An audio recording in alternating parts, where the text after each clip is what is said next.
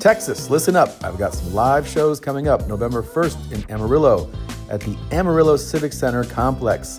Then November 2nd in Lubbock at Buddy Holly Hall and El Paso at the Abraham Chavez Theater on November 6th. Get your tickets at tomsegura.com/tour. 100%. Cheers. Your new special is not coming out till November. It's so good. Oh, thank I had to stop it. I had to stop watching it. That's how good it is. Oh, shot beautifully, shot gorgeous, really covered top to bottom. I'd say in the round, but it's in the triangle. It's in the triangle.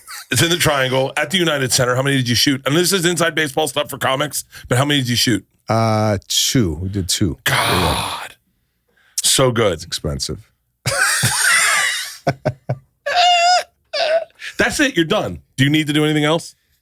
I asked that to my, what are we doing? Are we, how long is this going to go on?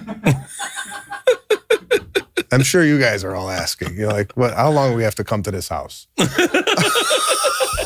long does this go on? I don't know, man. I don't know. Were you friends with Seinfeld?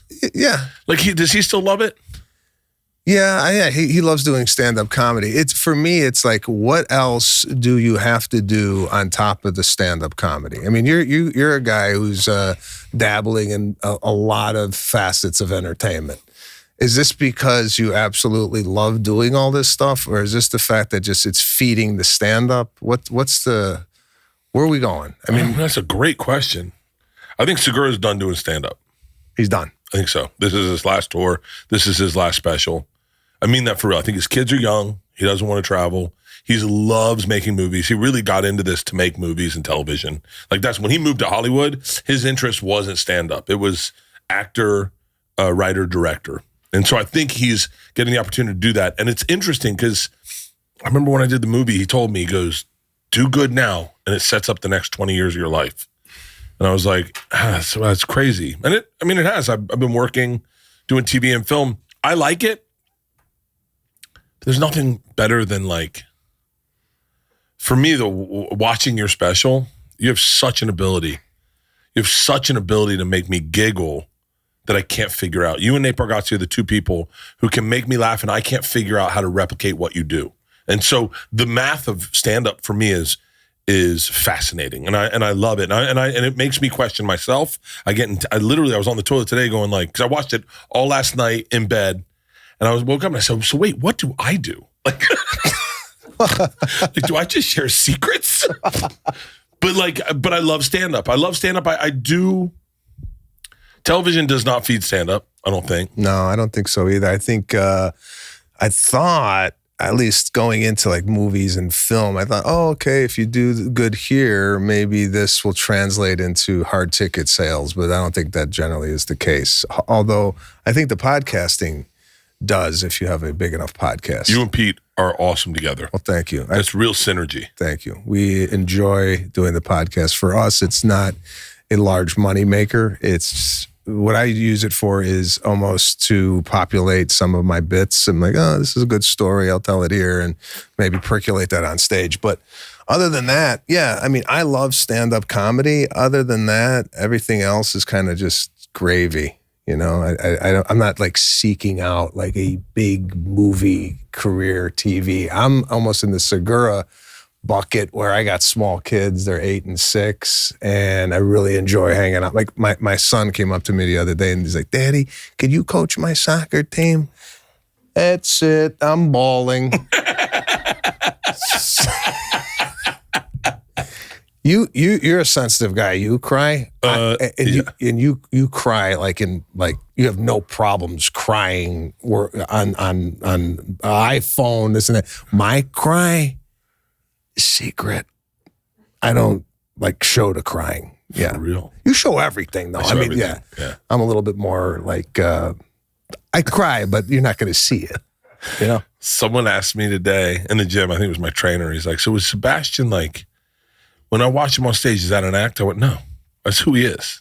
That's who he is. Like, it's a little, I'd say a tad bit exaggerated, like we all are, but you really are the guy that will cock your head sideways and go, you're not going to put shoes on?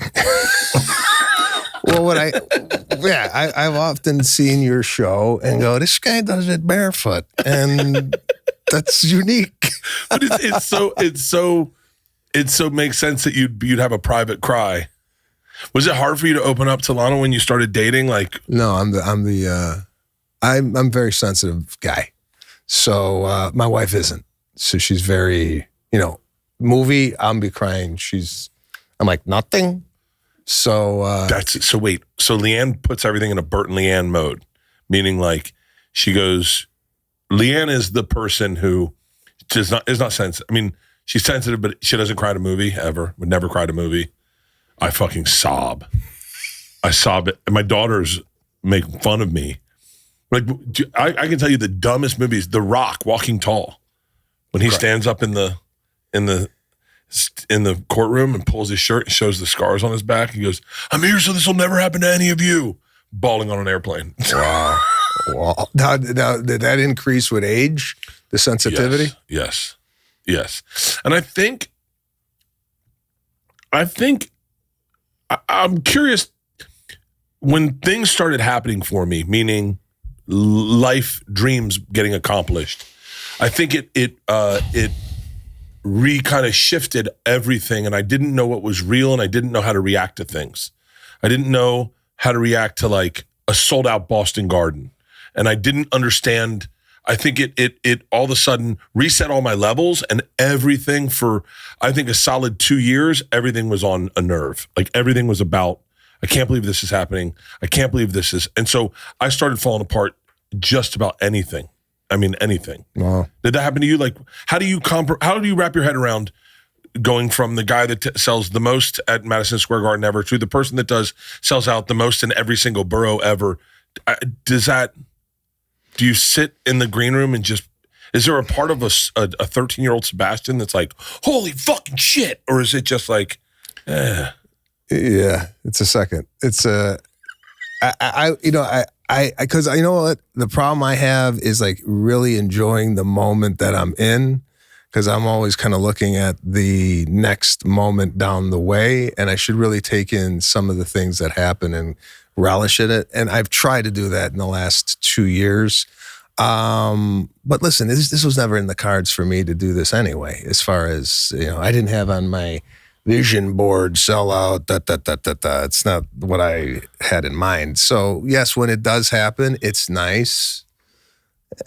But it's not like, I'm not like an overly excitable guy. So, do you think your culture, meaning like Chicago, backyard, no camp, dad kind of grounded, fucking Sicilian, do you think that had to do with it? Yeah, I think I celebrate a little bit more in private than I would do around people. I feel like, the difference between you and I just feel like there's a lot of people in your world. Right? Like when I walked in here, I was like, there's half of me that goes, man, should I have another home to house my business? And then arguably, your business is way bigger than mine. The answer is yes. This is how I live. Like I have a fear of being alone. Yeah. So yeah, I'm quite the opposite of you. I really love the moments I'm alone, just with my family, not a lot of people around. Yeah. That's my vibe. So we're two different guys in the sense that you really love a lot of energy around you, which is great. So wait, so when you talk about getting emotional parenting, when I go back to parenting, I always remember the first day of first grade for Georgia. I think it was actually third grade because it was a new school. We went to Colfax, and she said to me, and this is like the beginning of me really not knowing how to register feelings. She goes, "What if I'm not cool?" And I fucking melted down. And I got into a fight with Leanne on the walk home. I was like, I didn't sign up for this. Like I signed up to fuck you and to date you, take you out to dinner. We'd have kids, sure, but I didn't know that this vulnerability was going to show up on a Monday morning at 8:00 and I would be destroyed for the whole day. And she wore a fedora. She put it on and she goes, "Do I look cool, Dad?" And it's your kid. So you go, "Yeah, you look great." She goes, Mom said I'd stand out and I'd look like a fool. And I went, I should let your mom talk. And then she walked in to first grade. I mean, only a dad can understand this, really, or a parent, really. She walked in, she had the fedora in her hand, and she was like, what if I'm not cool? And I was like, you're going to be cool. She put it on, and she goes, yeah, right? And I was like, I was like, in my head, I was like, no one's wearing a fedora. You're the only one wearing a fedora. And then she came out, she didn't have the fedora on at the end of school. And I go, where's the fedora? And she goes, Dad, great call. Everyone took turns wearing the fedora. And I was like, dude, whatever that energy is, I didn't sign up for that. Like, that is the part that I'm like, to this day. My diet's all over the map. It really is. Traveling, touring, doing podcasts from day to day, doing a cooking show. It's hard to have a healthy diet, which makes it hard for my body to get all the key nutrients that it needs. And I'm telling you, I lean on my friends that I know are healthy, and all my friends use AG1. And that's why I use AG1. It is my wife every morning uses AG1. It's a daily powdered supplement that contains a blend of multivitamins, probiotics, superfoods, and antioxidants. It's clinically shown to support gut health and fill in common nutrient gaps with 5 probiotic strains and 75 plus vitamins and minerals. AG1 Next Gen replaces the need for a multivitamin, probiotics, and more. I mean, I watched this woman go from taking a circular thing of vitamins every morning and putting stuff in her coffee with AG1. It's clinically backed formula, is now flavor packed with new delicious flavors, tropical, berry, and citrus, in addition to the original. And the original's not that bad. I miss the original, to be dead honest with you. The original, all the flavors have just added to it, and it's, especially if you're like me and you're trying to sit down and not have a cocktail at the end of the night, a nice glass of AG1's not bad. Head to drinkag1.com/bears to get a free welcome kit, including a bottle of vitamin D and free AG1 travel packs when you first subscribe. That's drinkag1.com/bears. Did you ever sit there when you were a kid and you're like, I'll probably never get married, and then you got married? Or you're like, I'll never have a kid, and then you had a kid. I'm never going to have a 9-to-5 job that I work every day, and then all of a sudden one day I have a 9-to-5 job. Will I mow my lawn? Yeah, you're mowing your lawn. Guess what? One day you're going to die, and you probably don't want to think about it. And you can't imagine that's going to happen. But when you do, you want to make sure that those that you love are taken care of. Everything else has happened for you. Now make sure that this one thing that is inevitable is taken care of. This show is sponsored by Ethos. Ethos is an online platform that makes getting life insurance fast and easy to protect your family's future in minutes, not in months. There's no complicated process, and it's 100% online. No medical exam required. You just answer a few questions. Boom. Get a quote in as little as 10 minutes, and you can get same-day coverage without ever leaving your house. You can get up to $3 million in coverage. Some policies are as low as $2 a day, billed monthly. 3 million families have completed their applications and trusted Ethos to help find the right coverage for them. Ethos is a trustworthy company that disrupts the traditional life insurance industry. That's why it's so great. As of March 2025, Business Insider named Ethos the #1 no medical exam instant life insurance provider. No medical exam is the key here, guys. If you're young enough, this is exactly when to get life insurance. I got it when I was 30. No, I got it. I just had it at Georgia. I can tell you where I was sitting the day I had the conversation with my dad. It was an uncomfortable conversation. I was at Barney's Barney's Bean Coffee at the Grove. And my dad was like, buddy, I know you don't want to have this conversation, but you got to protect your family. Protect your family with life insurance from Ethos. Get your free quote at ethos.com/bears. That's ETHOS.com/bears. Application times may vary. Rates may vary. Well, there's a difference again here in you and I. I'm very involved in what the kids are going to put on for school. Of course, yes, of course you are. So I have no problems going take it off. I'm not wearing that today. So I signed up for that. So the first day of school is like a fashion show the night before? Yeah, I mean, my wife, I got to give it to her. She really dresses the kids tight.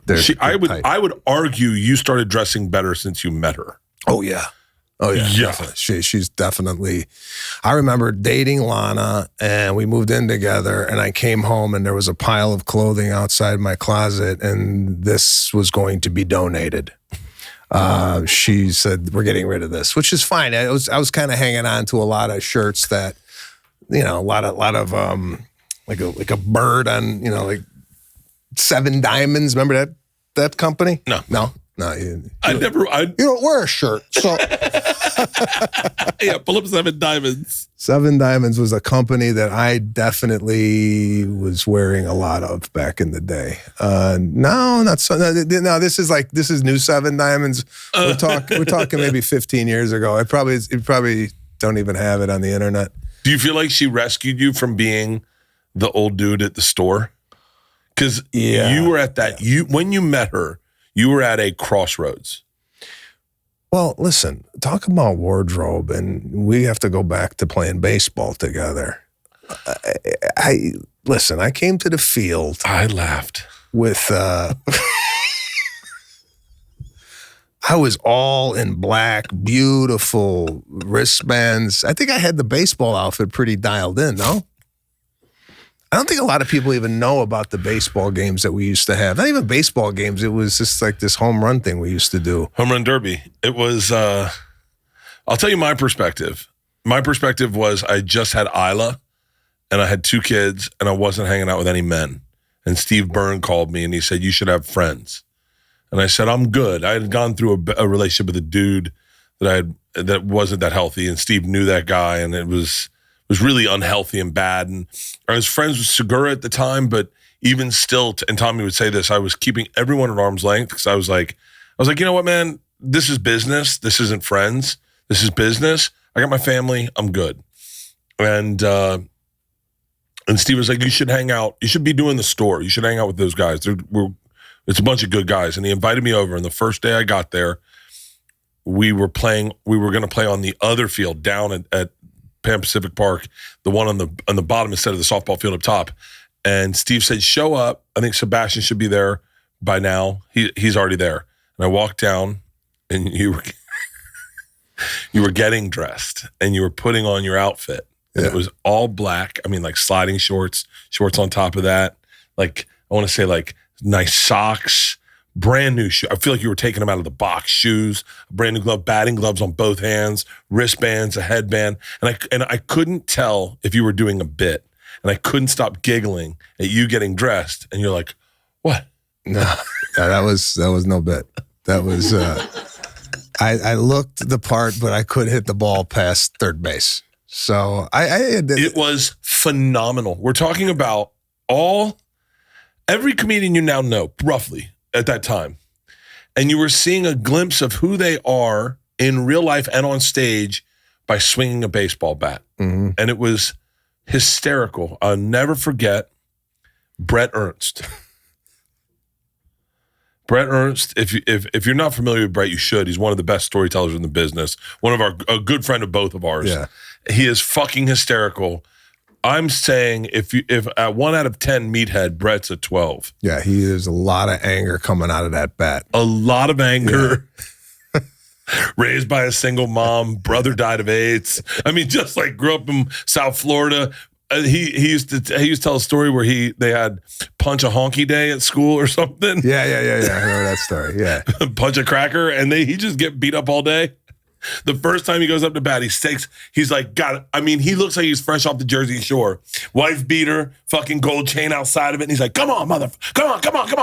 And as he's swinging, he go, cocksucker, son of a bitch. Yeah. And he would yell profanities as he swang. Oh, God. Yeah. That's how I met all you guys, really, was that one period. Yeah, it was fun. I mean, listen, I think even to this day now, I'm yearning for that connection with a group of guys, whether it be golf or anything that kind of, because you get into a marriage and then kids, that becomes your world, right? Yes. You need like another outlet.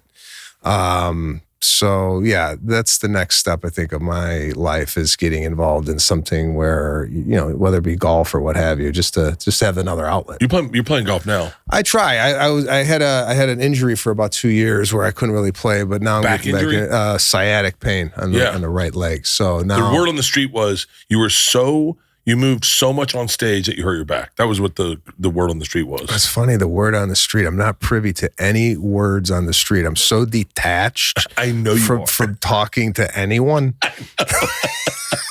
That I never know what the word on the street is. No, the word on the street for me, the actual thing was, it had nothing to do with movement on stage. It was literally, I woke up one day and my right leg I fell to the floor. Have you ever had the sciatic? Oh yeah. Yeah. Okay. So it was bad. It was bad. I couldn't really perform like I wanted to perform. The last special I did I was in pain. Couldn't couldn't move. Yeah. Couldn't move. And thank God I did Pilates, and now I'm fantastic. But, it's so funny. I do have to say, your movement in this is very different than the last special. Yeah. The last special, I just figured it was in a tux, little high, more high end. Well, that too. I tried it in a tux. I just wanted to do something different, and I generally don't perform in a suit.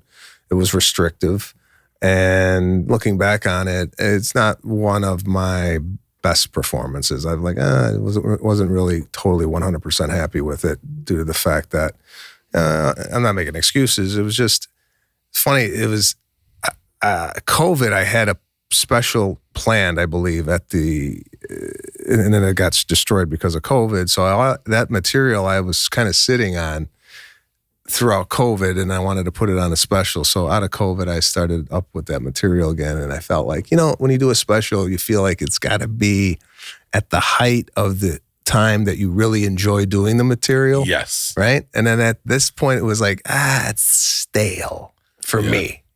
And with this special, I actually moved it. It was planning to do it 6 months later.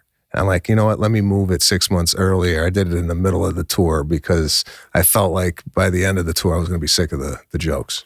Yeah, I bailed on bits where I go, that's not making it special. It's just, there's a bunch of bits I have that have just stuck around, and I just go, they're never, I don't know. They suck.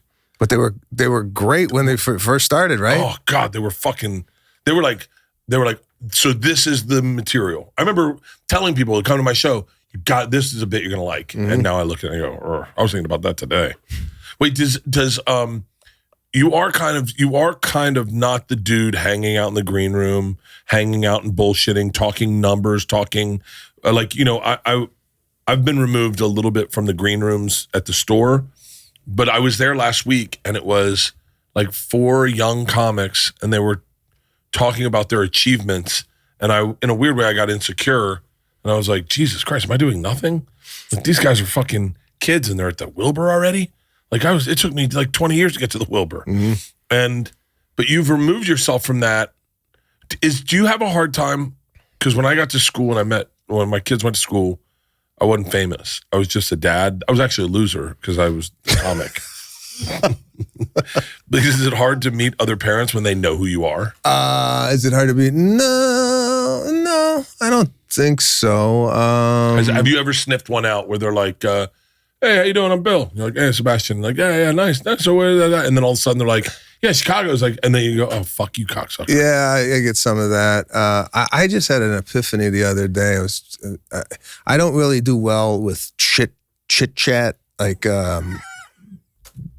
just talking to talk. But then I was thinking, am I boring? Like in these scenarios, like even in the podcast world, I don't do a lot of podcasts because I'm like, first of all, by the way, it's a nice watch. Thank you. Is that new? Yeah. Yeah, it looks new. You wear it like it's new. What's your take on buying things? I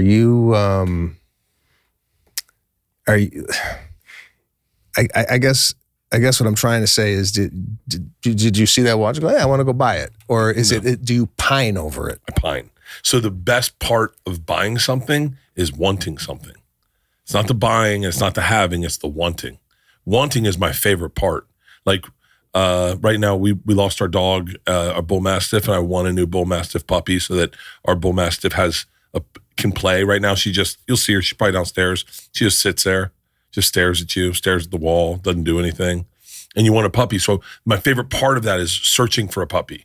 I'm not a car guy, but like when I do need a car, I get sent pictures of cars and then I get into cars for like a month but watches is something I was into.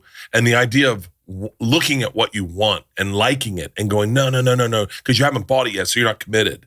I love that part. I love the wanting more than the getting or having. And I don't want any new watches. Like I have the watch I want right now. So right now I'm good. And then maybe in a year they'll have the new Rolexes come out. Or I'm also pretty basic in that I don't want anything. Like I want certain things. I don't look at Patek Philippe's and APs or like nuanced watches. Like I think about Seinfeld with cars and I go at a certain point, you can't drive them all and you can't sit in them all. You couldn't spend a day sitting in them all. What is it about having them? Some people like the collection and like to look at the collection. I like the want. I don't know. It's the chase, getting in their pants. That's what I like. Oh, okay. You know? Yeah. It's like when you make a movie. My favorite part of making a movie or a television show is the development. It's my favorite part. My favorite part about getting ready for a special is writing the material. Like the writing of the material, when you go, there's only a handful of us in the world, meaning like probably 20,000 comedians that know the feeling. Wait a minute, you think there's 20,000 comedians? Got to be at least, right? 20,000 comedians that are doing comedy like on stage. What are we grouping comedians now? Buddy. As far as, is the guy doing videos in his living room making people laugh on the internet, is that now a comedian? Yeah, according to my kids, yeah. So that's in your bucket of comedian. I'm talking like stage comedians doing stand up. How many stand ups do you think there are? Working stand up comedians? Yeah. I would say 200. No. We got a fact check in the back on that. It's got to be at least 1,000. 1,000? Yeah. Because, we called ourselves comedians when we weren't touring, right? We were doing open mics. So you figure for every open mic. I'm saying someone that goes into a city and sells a comedy club out. Sells a comedy club out. Now the threshold's just been raised. That's crazy.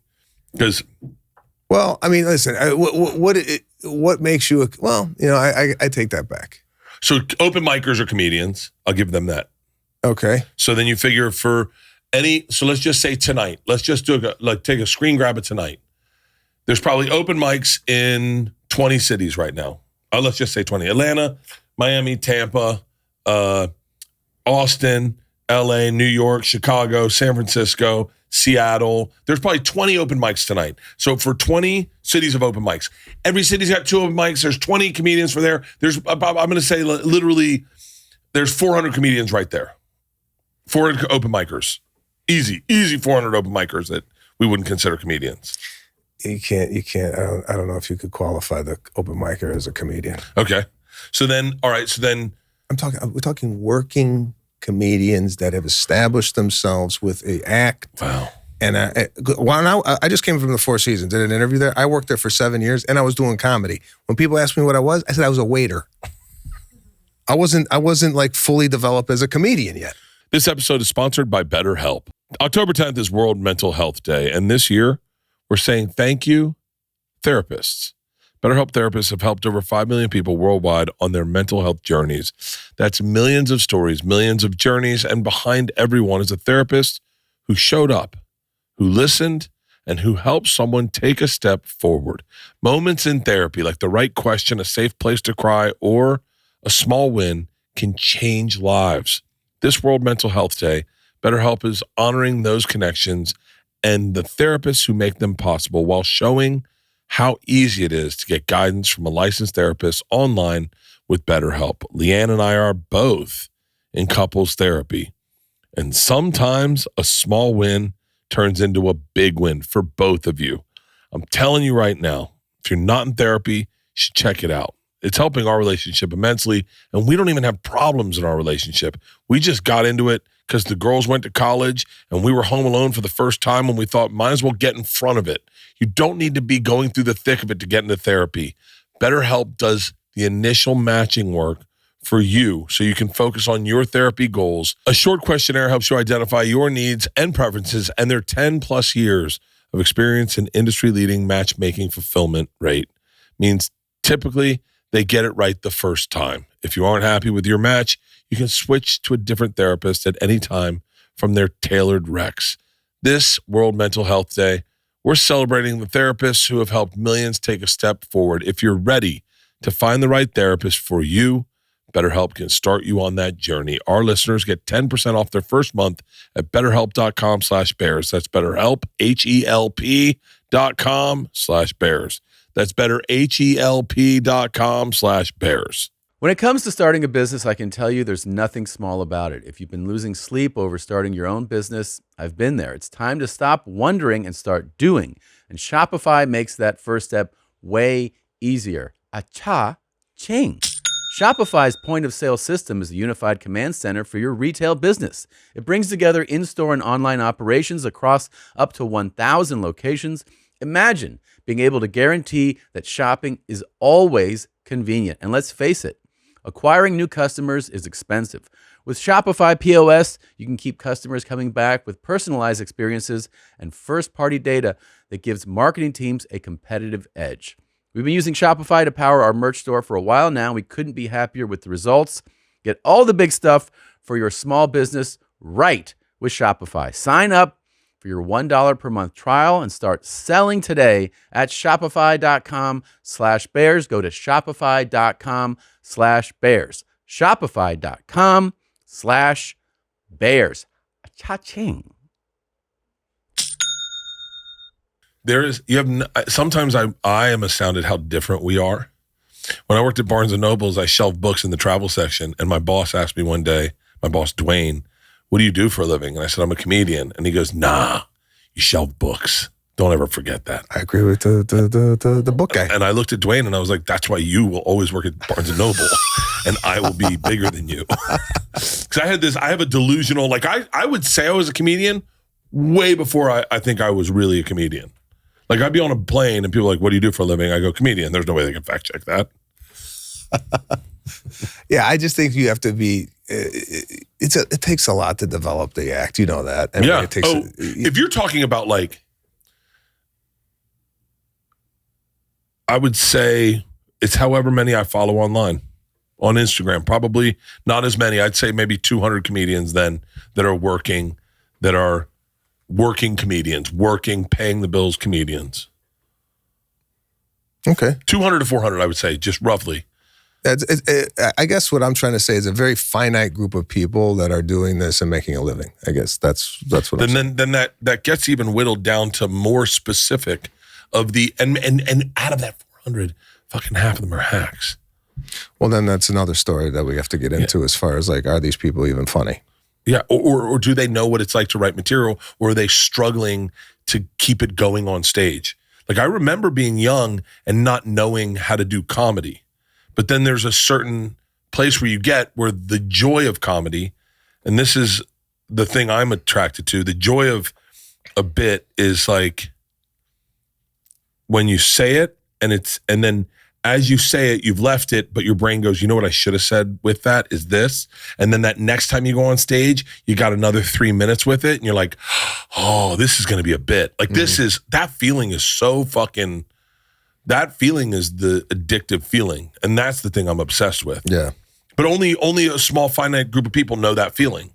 And for me, when it comes to creating or doing a special or doing a TV show or any of it, that is what I'm addicted to. I'm always addicted to the new bit. I'm always addicted to what's next. I'm never addicted to the hour. Like when I finally do an hour, the month leading up, I'm like, get me out of here. This is like killing me. And then the last night I do the show or the last taping, I have an emotional moment where I say goodbye to the material and I'm like, I will never say these words again in this order. Fucking thank God. It's almost like graduating high school being bullied all for 4 years. So you say so long to the material. Oh, except for the machine. I got to tell you, I saw you. I mean, you knew I came out to see you at the Forum. You were the first person I ever saw perform in the round, and the first person I ever saw perform in an arena. I'd never seen either of those that night. Wow. And I had an out-of-body experience as a comedian. I wanted to see all new stuff, but I was hoping, because I had friends with me, that you'd tell some older stuff. And you did. You told, I think, maybe 10 minutes of older stuff of and I got so excited. And I thought to myself, fuck, should I be doing that? Should I be doing some older stuff? Because... Well, if you talk to Seinfeld, he goes, why would I not tell the older stuff? It's stuff that I worked on for years and I've polished and crafted. And why am I going to deprive people of not showing that material to them, regardless if they've heard it or not? I think I don't do it a lot. I think I should do it more often. The bits that, I have in other specials, that's the reason people are there to see me. Why not give them a little taste of that? So what are those bits? I like the company bit. But the thing I loved about this special, there were hints of that. There's hints of family and the way you were raised and the way that come back, and it kind of encompasses that, which I thought was nice. I always try to do an Isla bit, like something about my daughter, because they're familiar with that. But keep going. The company bit, fucking amazing. Thank you. I mean, these are just bits that I enjoy doing and people kind of resonated with. The Jewish Passover bit, just saying that the Italians should cater to Passover. Chipotle I like doing. So these kind of in my world, these little greatest hits bits that I really enjoy doing that people like. I feel sometimes it's a miss that I don't do them because people like you, I brought people. I'm a comedian, and I want to hear what you're working on. Yeah. But I had 10 people with me. Maybe I had 10, maybe I had 8. And I was like, whoa. Hey, you're going to love this. Yeah. I love that. And I was like, whoa, what am I doing? Well, you when you bring somebody to a concert and whatever, and you're a fan of that person, and maybe they haven't heard this person, you're like, oh my, this song's going to be amazing. You feel like you're introducing them to a new comedian, new artist, maybe even a new food, a new wine. They go out to dinner and you hey, can we eat the pasta with the? Oh, we don't do that anymore. Well, you don't do that anymore. Oh, it's like you get upset that you can't share that experience with somebody else. So yeah, I think you should bring back a few of the bits that people may enjoy. Put that in your notes. Everyone. By the way, I wrote this. I forgot what this was. The arrogance of boring. What is that? You said that, and I thought that's fucking. I said that. Brilliant. You go. That's you did say that kind of. You said something like, I'm private. I don't talk much. I'm keep to myself. I'm quiet. And then I wondered, am I boring? And then I thought there must be boring people that are so arrogant that are like, I like to be quiet. Just look at this asshole talking and telling stories. And they're like, I like to keep it like here. You're like, well, maybe it's just boring. Yeah, I don't know. I had this epiphany where I think if I'm in a group of people, I generally am not the center of attention. Buddy, you are one of the most fascinating people just to watch from afar. But every behavior about you is interesting. Even your reactions to when people talk are interesting. The way you take in the world is interesting.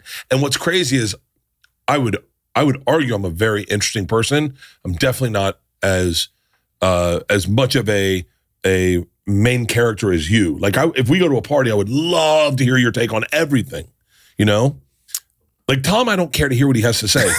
But he is actually boring. He is the arrogance of boring, where he's just boring and he pretends that he's quiet. And you're like, you're not quiet. You have nothing to say. Well, yeah, I don't have a lot of information to give you in any topic. That's not true. Well, if you ask my opinion on something, I'll give you an opinion. But you're sitting here, and as you're talking, I'm sitting going, this guy actually thought about what he enjoys to do leading up to the special, and he likes the development of the movie. I've never even thought of those things. So you're friends with two of the most fascinating, more than that, but I will argue two of the most fascinating people in the industry, Jerry Seinfeld and Robert De Niro. Now, when you meet Robert De Niro, first of all, I wouldn't consider, like, I don't talk to Robert De Niro, at all. But you worked with him. Yeah, and then even when we were working together, it was no talking. Hey, what was it like? Wait, hold on. So he's a nice man, but we would do a scene, and he would go to his chair and have like paperwork, be on the phone, and he would open up a Nobu somewhere, and then he would come back to the acting. 9 weeks, didn't go to dinner, didn't hang out, nothing. So it was strictly a professional relationship. Hey, he's got a family. He went home to visit his family during filming, and we did the press together. But other than that, Trending number 1 on Netflix, by the way. Yeah, it was. It went. It's amazing. This movie came out. It came and went into the theaters, and it was at Stars for 2 years. Now it came to Netflix, and people are watching it. Number one. Did you notice a bump in tickets at all? No. Yeah. None. Yeah. Why are we doing movies? I only have, thank God, I only have six shows left, and on tour. Yeah, just casinos. If this is a real podcast, I go, what do you make of casinos? I like it because there's not a lot of pressure. There's no pressure. Yeah. I'm doing a casino on Thursday. Yeah. It's the best. They go, thanks for coming in. Yeah. Hey, did you need some money to gamble with? We don't have to open up a private room. Do you want dinner? Do you want anything? Casinos are the best. I'm not doing enough casinos, and I would argue I am dialed in for casinos. Yeah, maybe you got to look into the casino market. But here's the deal. You sell a different casino ticket than I sell. I sell what's the little thing that drives people around? Like a scooter and an oxygen tank with no sleeves. I'm good at those in the Native American casinos in the middle of the country. Oh, I clean up. I'm going to Choctaw, Oklahoma. I've been to Choctaw. I've been there. But I bet your crowds smell good. Yeah, generally speaking, my crowd has a beautiful scent coming off them, and it's the first time I wore cologne as a grown man was going to see you at the Forum. I bought Henry Ford. Henry Ford? Tom Ford. Henry Ford's got the motor oil cologne. But it's a lot of pressure being a comedian, doing the venues that we're doing, looking at the seat map and seeing blue dots, right? It's it's terrible. The same way we talk about what it feels like to create a joke or whatever and have that moment is the same stress that I would say only really 20 of us know that stress of selling tickets. Mm-hmm. It's a big undertaking, and you start to think, oh, geez, what am I doing? And I think San Antonio I went to, I didn't do that well. And it's just not a good feeling to walk into an arena and see black drapes. And you look up and go, oh, yeah, all right. And then you go, oh, if they would have had them in the lower levels, they would have put them up too, huh? Rockford, Illinois. I sold out the fucking United Center, not in the round end stage. And then I'm in Rockford a year later. I'm like, did they not know I was coming? First date of my tour. And I was like, you know what? I'm going to do a meet and greet with everybody. Shouldn't take too long. Shit. Oh, fuck. Yeah. No, it's... it becomes listen, it is a business. I mean, when we first start out, obviously you're getting, you go to a comedy club in Addison, Texas. And that was the first place I knew how well you were doing is I went there and they had a drink with your name on it. Oh, and I was like, Sebastian, I go, you guys know Sebastian? They go, he kills here. I said, really? They go, cleans up. Every fucking show sold out. And I was like, wow. And they're like, he's going to be huge. And then I went back and I was like, I think I was talking to Robert Hartman. I I was like, hey man, Sebastian's selling tickets. I hadn't watched your special, the one in the mauve shirt. Is it mauve? Mauve. Yeah, like a peach. Yeah, mauve is, I guess. And I was like, Sebastian, huh? And I was like, really? I go, I haven't seen him do stand-up in a minute. And I went back. I had seen you tell a story. I hadn't seen you do stand-up.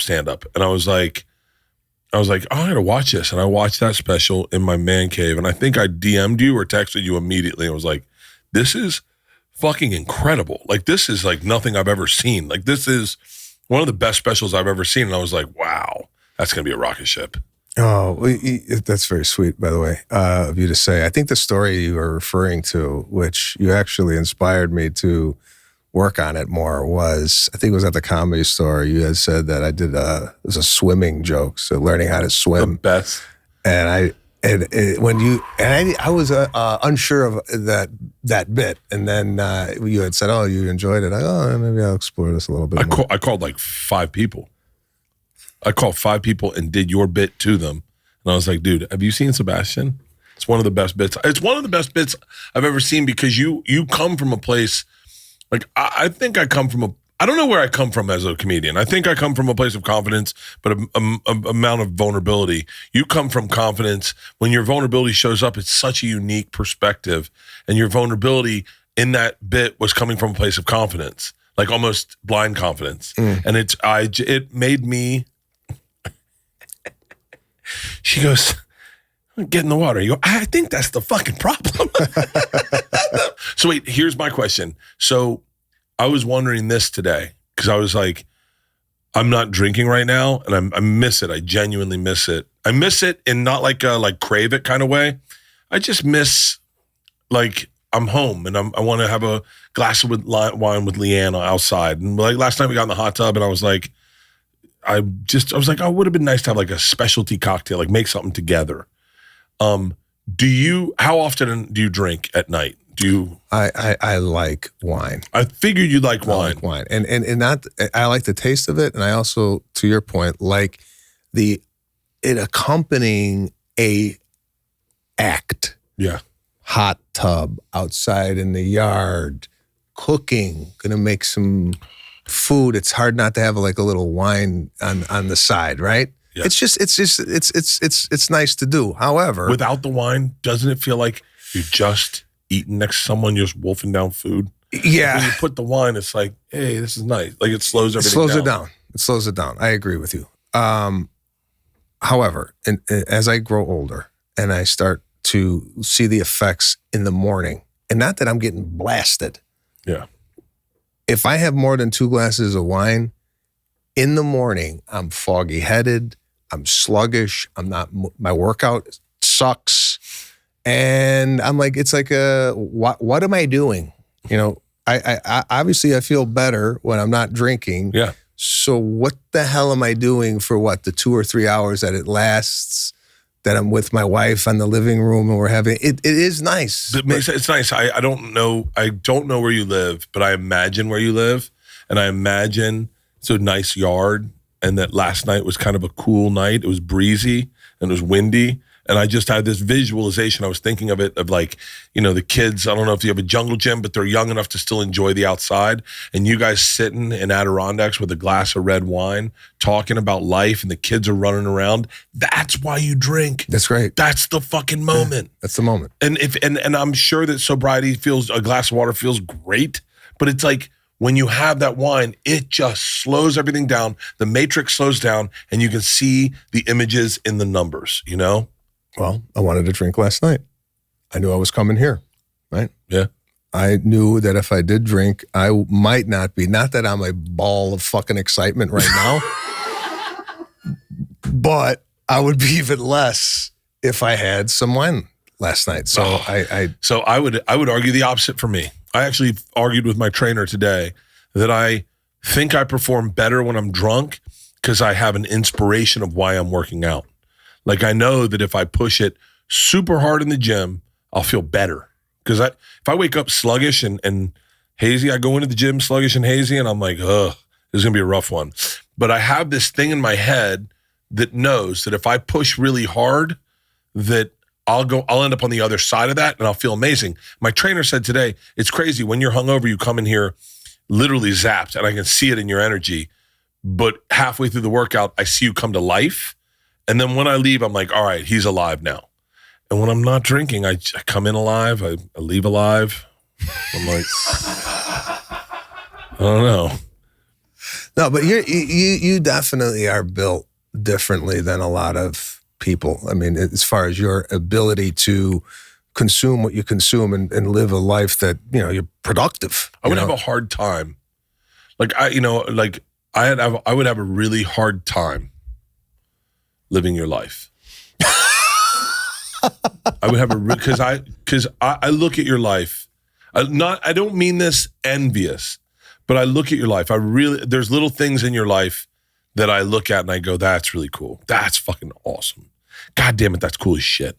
That's cool. And that I didn't have it especially when my kids were that age, where it's like the amount of security to know that if you do decide to take a couple years off and coach soccer or just pick your projects or do limited casino runs, that it's not going to break the bank. It's not going to destroy you. You're not going to be upside down. I love that your wife's from Florida. I love your wife's friends, your wife's backstory of who she is, and the fact that she's an artist and she knows what she likes. She's definitive on colors and like that kind of shit. I think's cool. I think your wife is a fucking awesome partner. Now, I got very lucky with mine, but I'm just saying from the outside looking in, Lana has always been like, wildly supportive and low grade, cool as shit. First time I ever met her was in an attic somewhere, and she just went up and said, this person, this person, this person. I know this person, this person, this person. We should be friends. And I went, I fucking love her. Who are you? She goes, I'm Sebastian's girlfriend. I was like, shut the fuck up. And so I look at life, I think I'd have a hard time managing not overdoing it. Like when I look at you I have a couple glasses of wine. I go, dude, you're Sebastian, kill the bottle. Like, let me see what your wine cellar looks like. Let's get fucking lit. You got a great relationship with your parents. Like, everyone's still alive. Like, this is fucking, let's fucking get after it. Yeah. No, listen, I think why don't you have a boat? Boat would be nice. Do you want to buy one together? I wouldn't do any joint ventures with large purchases with anybody. Come on. You and Seinfeld. I don't like sharing homes. Like people go in and like, oh, we're going to get a condo in Florida. Now, if I want to go to the condo, I want to go to the condo. Yeah. I don't have to call you and go, are you using it this week? But that's how boats are set up these days because boats are so expensive. When you get a sailboat, you go in like a timeshare with like 4 people because no one uses a sailboat every weekend. No, I know they don't. Do you have a boat? No, I love a boat. What boat do you want? Any boat that you want. Like, do you know how to steer a boat? I can drive a boat. I can sail a boat, although I'd have to get qualified to sail a boat. But I think sailing is a little more than anyone wants to bite off. But a fucking boat would be awesome. Can you drive the boat and have like a skier on the back? Yeah. We're not doing that in California. I know, but like in Florida, you did that? Okay. See, I don't know how to do any of that, so I would need someone like you to. Maybe we should buy a boat. Maybe we should buy a boat. By the way, I was on a text where someone was like, "Hey, do you guys want to buy a cave together?" A cave? A cave. What is that? It was a cave in Arizona that was for sale for $2 million, and like everyone throws money in, and we got a cave. And I was like, Rogan was on that text, and he was like, "I'm in," and I was like, "If Joe's in, I'm in." But then it didn't work out because it was Stanhope that sent the text. The same way I feel about slippery nipple is the same way I feel about the cave. I'm good. Is there anything you want? Like I was saying, wanting is my favorite part. Is there anything you want that you're like, oh, I find myself looking at these. Like I want a motorcycle. I want a house. I want a lot of land in either Idaho or Colorado. Like that's something I want. I would love a castle. I have a friend who just bought a castle. We have a friend that just bought a castle. I would love a castle. Like that would be cool. I want to go to Europe this winter. Like that. Like what do you want? I want vacations. I want like experiences rather than watches or cars or anything like that. I want to with kids or without kids. Both. I think it's important that Lana and I take these trips to whether it be Napa or Mexico or what have you, just to have a couple days with But with the kids now being 6 and 8 years old, love to get them and let's go. They came to Las Vegas for the first time last week.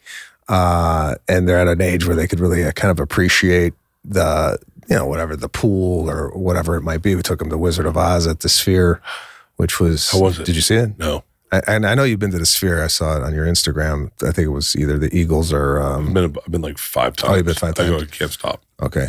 I mean, I thought that was an amazing experience for the kids. To see a movie with the wind hitting you, leaves hitting you. There's like monkeys on drones. It's pretty spectacular.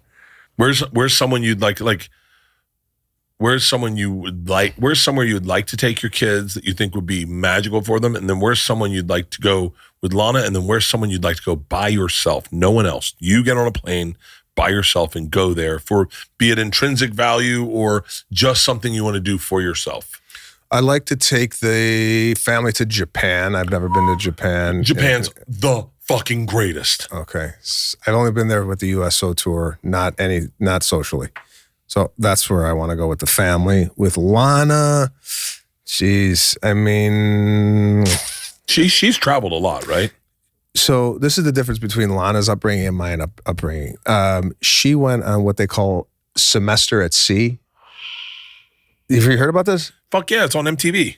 Oh, it is? It was like they did 1 year of a Real World or Road Rules on MTV. They did? Yeah. Oh, okay. Yeah. Okay, so in college, a semester was spent at sea, going to safari, Japan, India, all these different places. And I had semester at home. There was nothing. There was the amount of experience she has had as a youth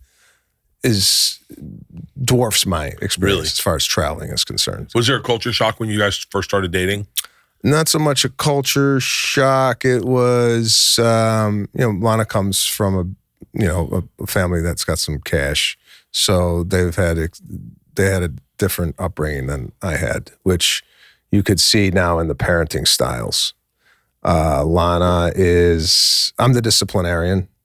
Lana is more the, happy-go-lucky, it's okay, have it, and that's good in a way. It's a good dynamic that we share. That's Leanne. Leanne grew up in a trailer, going barefoot to school until 3rd grade, with nothing. And I grew up, I'm probably like Lana. I don't know. I don't really know Lana's background, but I know it's Florida. I know Florida is, there's certain places in Florida that, I wasn't rich, but I didn't ask for anything. Mm-hmm. I mean, this is how I explain my upbringing. I got a car when I was 16. It wasn't the car I wanted, but I got a car when I was 16. So I think that's privilege. You buy your daughters a car? Yeah. I'm still waiting for her to pass the driver's test. She's taken like 6 times. Wow. I'm starting to think she shouldn't drive. Like she's failed it so many times, and I'm like, maybe driving isn't for you. How old is she? 19. And she still don't got her license? Uh-uh. Wow. This driver test is kicking her ass. I think it's in her head now. It's like she's got the yips. Is it the actual driving? She's never even gotten behind the wheel. Wow. It's the written test. She's dyslexic. So it fucked it. She is like, at one point, I had a guest on. I'll tell you his name, just bleep it out. And brother was like, there's a guy that can just get you a license. Like, you don't have to take the test. And Isla heard about that. She's like, Dad, if you're ever going to use your fucking celebrity for everything, just get me a fucking license. I was like, baby, you got to learn how to drive. You got to learn the rules of the road rules or whatever. You know what I'm saying? But yeah, she wants a, what's it, a Hellcat? She has no frame of reference for the dollar. She's never looked at a price ever. She wants a Dodge Charger Hellcat. Type it in. That's a mean car. Well, I think it's $250,000. Yeah, it's pretty expensive. Georgia, on the other hand, I bought Georgia a car, but I bought her the car, just a safe car. I just bought her a nice car. It's an Explorer. She loves it. But yeah, I got a Fox. I got a Volkswagen Fox. I loved it. My favorite car. Okay, I got a Toyota. But what I was saying is I grew up like Lana, where I was a little more the fun dad. and Leanne was the disciplinarian. Oh, okay. Yeah. I carry the discipline in the house, which is fine. But also I'm completely aware and hypersensitive that these kids are growing up in a different environment that I grew up in. So I am really I stay on them in regards to chores and, this ain't normal. There's a lot of that going around. Yeah, you got to explain that to them. Yeah, because you could fall into this whole spoiled, entitled brat shit. How do you keep... I wouldn't worry about your daughter as much as your son. Meaning, I think a boy, it's more problematic. When you see a boy who doesn't understand work ethic, that's the fucking problem. I tend to do it with both of them. Yeah. I'm very... I don't want to say strict, but I'm like, this, no one's going to give you anything in life, including me. So go make your bed. There's a lot of that. Really? Wash your dish. I'm trying to make it as because I like the way I grew up. Yeah. I like the way I grew up. I like the way my family raised me. Please, thank you. Treat adults with respect, Mr. and Miss, all that stuff. And sometimes that gets lost in the sauce when, you're wrapped up in career or what have you. I never want to look back and go, what the hell was I doing at Choctaw and not teaching my kids or not being at the game for them? Because, bro, you know it as well as I do, and you're in a different stage. You probably look at your daughters and go, I can't believe they're out of the house or they're at college. And what happened to time? It happened so quick.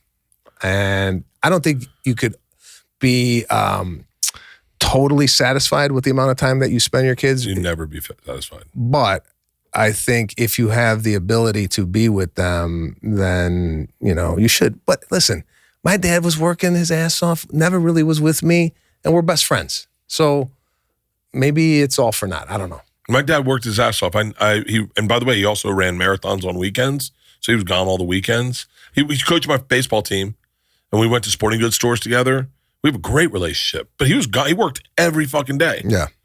I always look at that. I have massive regrets about how much I spent on the road. Because I spent all the time on the road, same as you, but I didn't have kids yet. So I was just like, I'd have to. But I told someone the other day, a young comic was like, I don't know, they were a young comic, and he's like, we're gonna freeze her eggs, and they're not even married yet. And I'm like, you just have the fucking kid.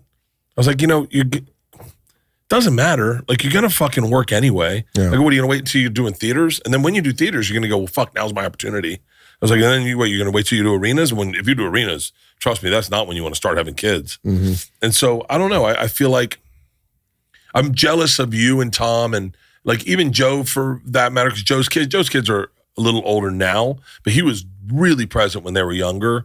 And I go, God, man, that's so fucking awesome. But then I wouldn't have it any different. Yeah. I loved fucking racing home on a Monday morning to pick them up at school Monday, a little hungover, a little drunk still. Yeah. I loved it. No. I loved it. No, I mean, listen, it all worked out the way it should have. Yeah. So you can't really look back and go, hey, I wish that. But I'm just very cognizant of being there for them. Before we get you out of here, I want to talk about you and Pete. Your podcast is so fucking awesome. Thank you. It really is so awesome. You guys have such a rich connection. How did that start? Met Pete on one of those I don't know if you've ever did Just for Laughs comedy tours where you went to all these little small towns in Canada. Met him on the van with two other comedians, and we basically spent 2 weeks popping around Canada together and instantly had a great rapport. I thought he was one of the funniest guys I've ever met. Without a doubt. Quick on his feet, and I'm like, this guy's funny. We start talking on the phone, and our phone conversations were really funny. I said, why don't we do a podcast? This is 12 years ago. And started doing a podcast, no guests, just talking. Yeah. And, he's a beer and peanut guy. I'm like a wine and cheese guy. So the dynamic is Is he still smoking weed? Yeah. By the way, he's so funny. This sounds crazy, but I wish more people knew how fucking hysterical he is. And he lives with his wife, and they're still in upstate New York in some barn. He recently moved to Rochester. Yeah. from Fredonia. So he has a daughter, a 12-year-old daughter, and I never thought they were gonna have kids. Yeah, no, Jackie didn't want to have kids, and then one day, hey, let's have fucking kids. I know so much about his wife. Spend time with him. It's like his wife. He's got a great marriage. His wife is his best fucking friend. Oh yeah, and he's obsessed with her. Yeah, like he loves her. Completely in love with her. We just spent the weekend with them in Vegas. She came down for her birthday, and we did Vegas together. And listen, you're right. More people should know who Pete Correale is. And the podcast, we've been doing it again as like a passion project for the last 12 years, called the Pete and Sebastian Show. And he's one funny guy. Bert, I know I'm going to Israel, so I roll like 20 joints. That's maybe one of my favorite things to do is sit down. Jackie takes the dog on a walk. I'm fucking just rolling joints. I put him inside the Marlboro. I then reseal it, right? I end up in a fucking Corvette with this comedian. We get pulled over the roadside. They go, do you have any drugs? Bert, I got 20 joints on me. Pete is one of the, like, you know what he is? He's the one exception, I would say, and there's a bunch of us like this, that he is hysterical standing next to him at a bar, at a fucking soccer game on the sidelines. On stage is when he's at his best. I have so many great Pete stories. I remember we were smoking pot in Denver. Do you remember the hotel we used to stay at Denver when you do the improv? It was that hotel that did this. It went like this. Was that the one in the city or the other one? It was outside the city. Okay, yeah. And the hotel was like this. I remember that. And they had a sliding glass door and a door. And Pete, I remember I went to the vending machine. I took my shirt was off, and I filled my shirt with crackers and chips. I just bags and bags and bags. And then I took them into the room and I opened them all up wide and I spread them out like we were gonna have a feast. And Pete's like, look at this guy. And we got beers, we got weed, and we start smoking weed. And Pete goes, whatever you do, don't open the door. It's gonna create a tunnel of wind and all our shit's going into the fucking lobby. Don't open the door. And I get a knock at the door and Pete goes, don't open it. He's trying to shut the window. And I open it and a van's worth of marijuana smoke hits two security guards. And they're like, you guys got to put that out. Pete goes, I told him not to open the door. They never would have known. God, I fucking love that guy. God, he is one of my favorite fucking guys alive. And your podcast with him, if you have not listened to it, fucking go listen. You guys seem like long lost brothers. Yeah, well, thank you. I appreciate it. We do have a great time doing it. And yeah, once a week, Pete and I sit down on a Tuesday and kind of talk about our personal, professional lives. And Pete's one of those guys, to echo what you just said, when he comes to dinner and we're all out on the road, it's like, it's going to be fun. It's one of these guys. So yeah, Pete's a good dude. Take the fucking stuffed animal, Jackie. Hey, real quick, I wrote down some things last night that I go, does Sebastian do these? Okay? Because these are things I do. And I was wondering if you do any of these. Do you pee outside? I have peed in my backyard. Yes, I have done that. Yeah, nice. But Okay. I don't make it a habit. Have you ever made a spaghetti sandwich? No. I don't know what that is. It's 2 pieces of white bread and then... Yeah, but that's... That's terrible. You never have two starches together. You finish the spaghetti and then you have the bread. You never eat bread and spaghetti at the same time. Eminem would beg to differ. Eminem sells spaghetti sandwiches at your mom's spaghetti, and their sandwiches with spaghetti, it's pretty fucking good. How short are too short of shorts? Like what inseam? 5 inches, 7 inches? Like, short shorts like you would wear around the house. Wear outside. around the house yeah. I'd say I don't know inch wise. I'm gonna go if it's above mid thigh. If it's above mid thigh, it's too high. Little too high for. So you don't wear short shorts? No, I don't wear short shorts. To work out, maybe I'll wear a shorter short. But if I'm gonna wear, I'm not a short guy to begin with. I wear like maybe 3 inches above the knee. So you wake up out of bed in the morning, this morning, you get up, you wake up. Do you put on clothes to go into the house, or do you go into your underwear and make a cup of coffee? I put a robe on. Do you have a robe? No. I don't have a fucking robe. I have robes, but I don't wear them. Yeah, I put a robe on as soon as I get up. You put a robe on? Yeah. You put a robe And on? I have robes, different robes for different times of the year. So today was it's getting colder out. I brought out my kind of cotton robe. And then during the summer, I wear a thinner, almost like a silk, kind of Andy Garcia Godfather 3 robe. Yeah. If there's anything I love learning. Do you wear slippers? No. I'm not wearing shoes now. I know. I don't wear slippers. I usually come out butt naked. Yeah, see, you're one of these guys that's really comfortable in the nude. Yeah. I ain't like that. Really? No. You haven't woken up in the morning and just walked across your backyard naked with your dog and turned on your sauna and then walked and gotten back in bed with wet feet? No. I might get some fucking robes. That might be a fucking look. It for me, it's more of I don't know what I want to do yet with the wardrobe. So it's almost like my warm up. Like, what am I going to do today? Where am I going today? Oh, wow. I didn't want to get in this outfit right out of bed because I had to eat breakfast. Do you have an outfit before that? Or is that your out? Did you go robe? Robe, shower, this. Really? I don't want to eat breakfast in the outfit that I'm going to go out in fear that anything might get on the outfit. What did you eat for breakfast? I had a breakfast burrito. I had a steak breakfast burrito from Erewhon. Whoa, what's the price tag on that? $140? I think that's probably an $18 purchase. But I have no kitchen right now. I'm remodeling the kitchen, so. Really? Oh, that makes sense. Yeah. Yeah, I am naked, coffee, shit, and then I get dressed for a workout.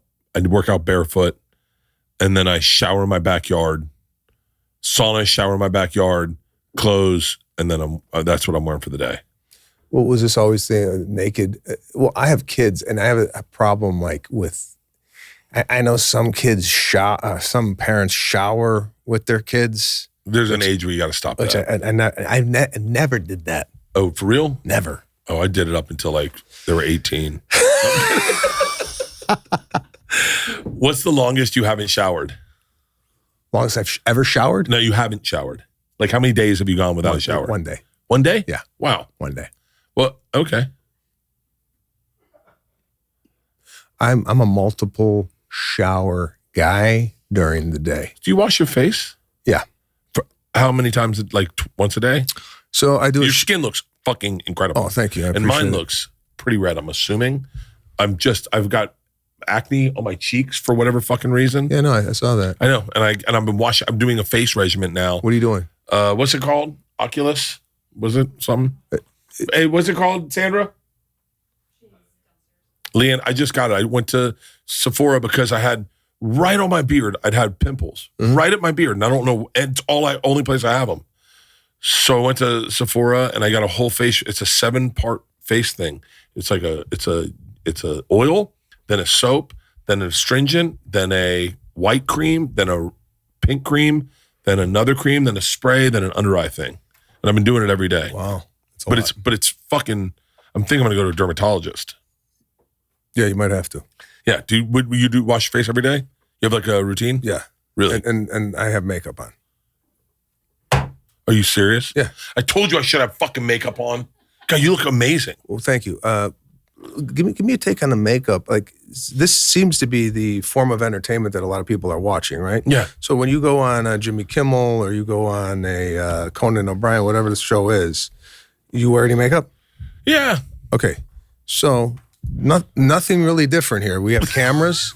This is going to be broadcast to the world, right? I feel like, little powder, little foundation. Little powder foundation would have been smart. I said, should I get fucking hair and makeup? And everyone's like, it's a podcast. Well, I understand like the podcast is raw and it's raw, whatever. But I had a couple podcasts today, I should have gotten hair. I should have gotten makeup. No, you shouldn't have gotten anything. You have no shoes on. Yeah. So why would we even start with makeup? I didn't even use soap in the shower. You don't wash your face? No, I did wash my face today. Yeah, but like generally speaking, you don't. I just started like a month ago. So when you're in the shower, there's no soap that penetrates your face at all. It's just water. Shampoo. You use shampoo on your Like face. if I put shampoo in my hair, I'll just wash my beard and face.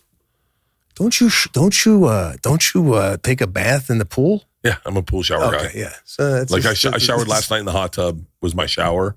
I got in the hot tub. I shower in the hot tub, and then I get out. Does anybody else do this on the team? Like, does anybody else go? We're going to shower in the pool today. Leanne actually showered after the hot tub, like a lunatic. Well, yeah, you rinse. You rinse that off. She took a shower after the hot tub. She was like, "I'm gonna take another shower." Yeah, Yeah. that's normal. Nah. It's clean. It's clean. I guarantee you, if you asked Lana, she'd count the pool as a shower. No, 100%. I bet she counts the ocean as a shower. no. She has to. No. She went from Florida. Have you ever pissed in a bottle in a bed? No. Never pissed in a bottle in a bed? No. And then put it in the side of the bed and wait till you wake up? My grandfather used to do that. Yeah? Yeah. Because he was 80.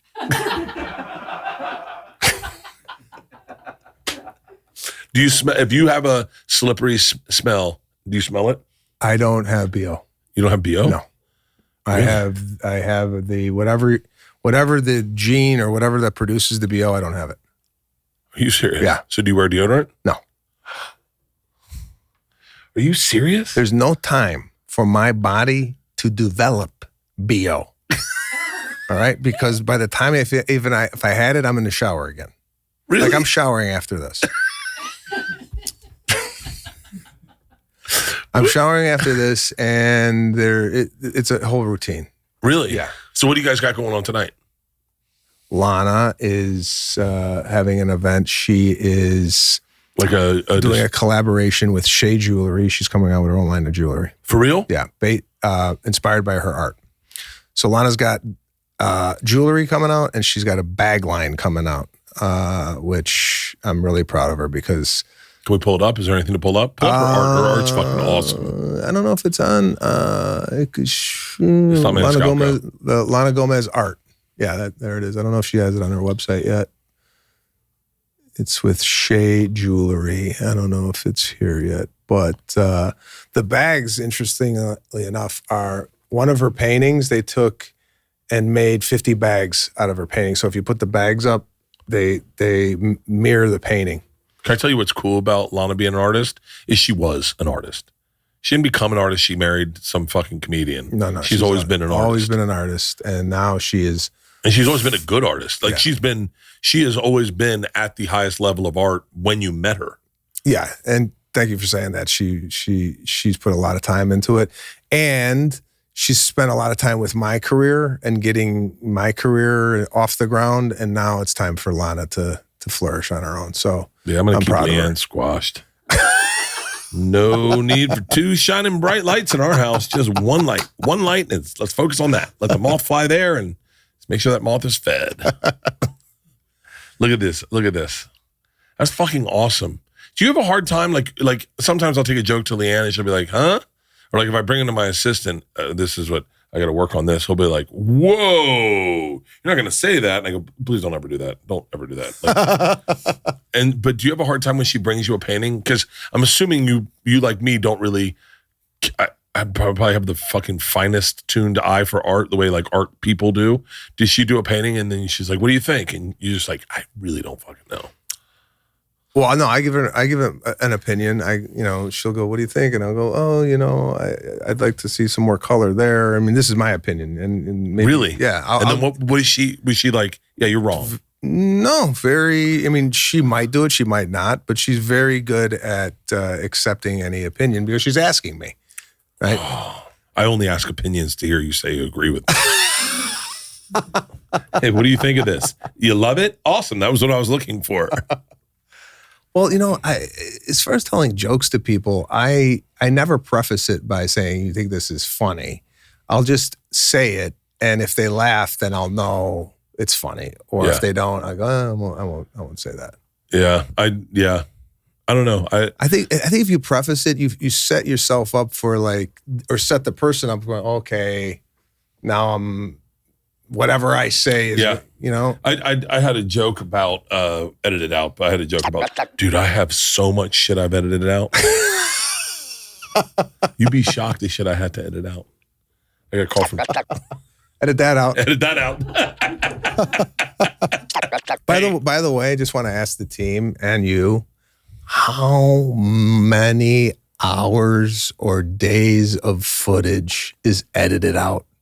Do we have a bin where this stuff lives? Oh, we should have an edited out podcast the day I die. That's just what, post it. That's what Pete and I were gonna do. Is like all the stuff we edit out when we pass away. The podcast is gonna go on for another 8 years with the amount of material. Your special is phenomenal. Thank you. Special is fucking phenomenal. I love where you shot it. I love. I mean, you're one. There's when you die. If someone would do a highbrow dissecting of comedy, you are in a very rarefied air of people who can take anything and make it brilliantly funny. Take the minutia of life and make it so brilliantly funny. I always say you and Nate Bargatze are guys I can't really wrap my head around how good you guys are at doing what you do. And I do it for a living, and I watch you guys and I'm like, God damn it. I had a joke in one of my specials about raffle tickets. I think I might have told you this about raffle tickets. Won raffle tickets. I won a raffle, 12 prizes in a row. I bought all the raffle tickets. And every time I did this joke, I said, God damn it, I wish Sebastian would do this part. Because you would make it so funny. And my brain doesn't see things like that. I can't see, like, little things you do are so good. When you're talking, I'm watching the special last night, and there's a little thing you do with your mouth where I don't even know if you know you're doing it. And it adds so much. And I always go back to Seinfeld saying, if I can do an act out and it adds to the bit, why wouldn't I do that? And that is the fucking truth. If you can make a bit funnier, which you have such a gift at doing, is taking a great joke and making it so yours. And that is this special. It is phenomenal, man. Very nice of you. I'm so happy for you. It is going to be on Hulu, but it's why did I watch it on Disney last night?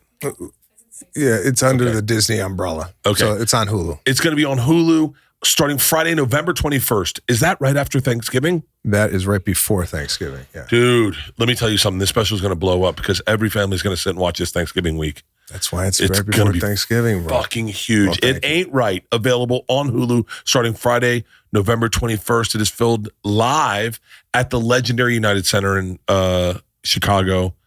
It's so fucking good, man. Thank you. I appreciate you having me. Hey, when are you and Lana and Leanne going out to dinner? When you stop working. Stop working. I think the last time we broke bread was when you came to do Well Done. And Leanne got fucking Invisalign that day. What? She goes, I'm going to go get Invisalign. I go, okay, cool. Wait, she didn't eat? No, because she got Invisalign and she had those bumps all over her teeth. And I go, and she goes, does that look weird? And I was like, we're going on TV today. Why would you get this done today? She goes, you can't tell. And I was like, I can totally tell. She's like, I'm not supposed to eat for 24 hours. I go, hey, you get plastic surgery and you get your teeth done? That's what you get done? What the fuck? I didn't know that. Thanks, Sebastian. This is so sweet of you guys. I was like, can you just not talk? Just put your hand over your mouth like you're fucking like a wildling. God damn it. We'll go out to dinner. All right, let's do soon. it. You got it. Congratulations, Thank brother. you. Thanks for Appreciate doing it. this. You got it. Bert and Tom and Bert. One goes topless while the other wears a shirt. Tom tells stories and Bert's the machine. There's not a chance in hell that they'll keep it clean. Here's what we call Two Bears, One Cave.